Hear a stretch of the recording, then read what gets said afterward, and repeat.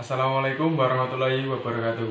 Perkenalkan, nama saya Jacob Sudan Nurrahman, NIM A7101801335. Program Studi Pendidikan Teknik Informatika, Fakultas Keguruan dan Ilmu Pendidikan, Universitas Muhammadiyah Surakarta. Pada kesempatan kali ini, saya akan melakukan presentasi terkait dengan kebijakan keamanan atau security policy terhadap penggunaan cloud computing. Pada bagian ini terbagi menjadi 4 bagian, yaitu yang pertama adalah perangkat yang diperbolehkan, yang kedua adalah resource atau sumber mana yang bisa diakses oleh cloud computing, dan yang ketiga adalah penyimpanan data, dan yang keempat adalah keamanan data dan perangkat. Bagian pertama dari kebijakan keamanan pada cloud computing adalah perangkat yang diperbolehkan, yaitu perangkat yang diperbolehkan adalah yang pertama adalah smartphone dengan model ataupun spesifikasi tertentu. Kemudian adalah laptop. Pada perangkat ini merupakan perangkat yang dianjurkan atau recommended. Kemudian adalah OS ataupun operating system. Pada operating system ini dapat dilakukan pada operating system tertentu dan perangkat lain sebagainya. Kebijakan keamanan cloud computing yang kedua adalah resource yang bisa diakses oleh cloud computing. Untuk resource atau sumber yang bisa diakses oleh cloud computing ini ada email, kontak, kalender, dan juga aplikasi.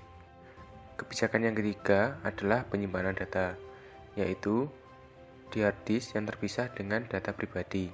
Kemudian, penentuan lokasi penyimpanan di server. Berikutnya, kebijakan yang keempat adalah keamanan data dan perangkat.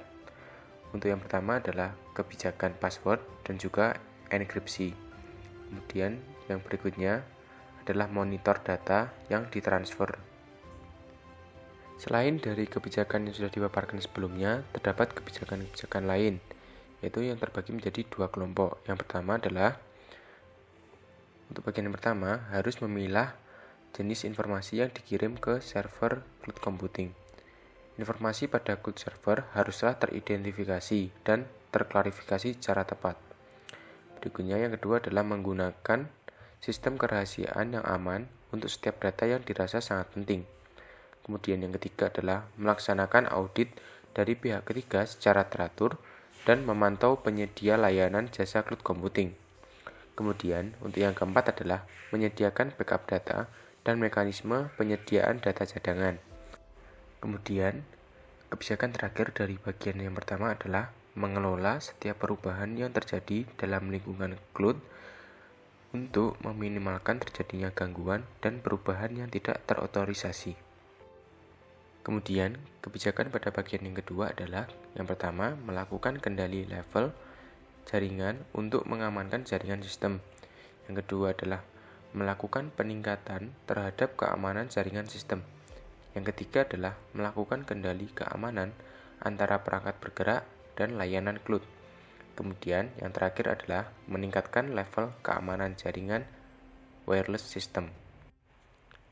Sekian yang dapat saya sampaikan terkait dengan kebijakan keamanan atau security policy pada cloud computing. Kurang lebihnya mohon maaf. Akhirul kalam, wassalamualaikum warahmatullahi wabarakatuh.